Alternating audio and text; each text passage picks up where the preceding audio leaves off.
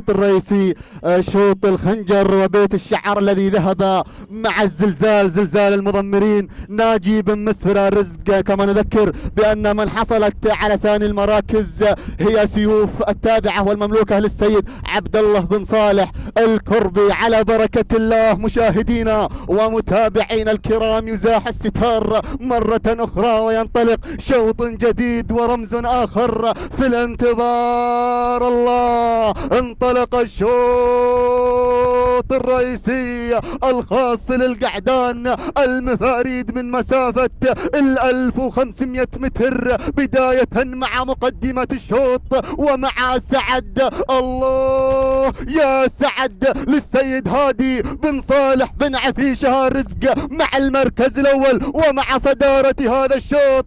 سعد مع المركز الأول ونتمنى له السلامة في هذه اللحظات. المركز الثاني هناك مشهور ومع شعار الزلزال ناجي بن مسفر الرزق مع المركز الثاني. المركز الثالث، الله، التاريخ الذي سوف يعرفنا بثالث المراكز انه سعد مع المركز الثالث للسيد هادي بن صالح بن عفيشة الرزق. رابع النجران عمر البشير السوداني، هناك شعار سيد صالح بن قبلان الصمصام مع المركز الخامس. ولكن اعود الى مقدمة الشوط. الله يا سعد، الله يا سعد مع المركز الاول للسيد هادي بن صالح بن عفيشة الرزق. ولكن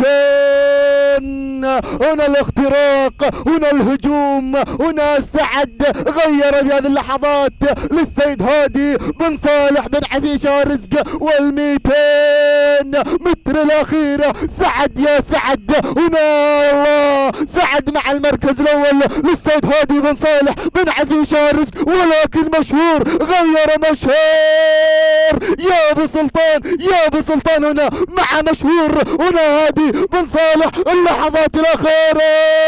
وسلام الزلزال، سلام والله سواه الزلزال في صباح هذا اليوم. التوقيت هنا مشهور مع المركز الأول للسيد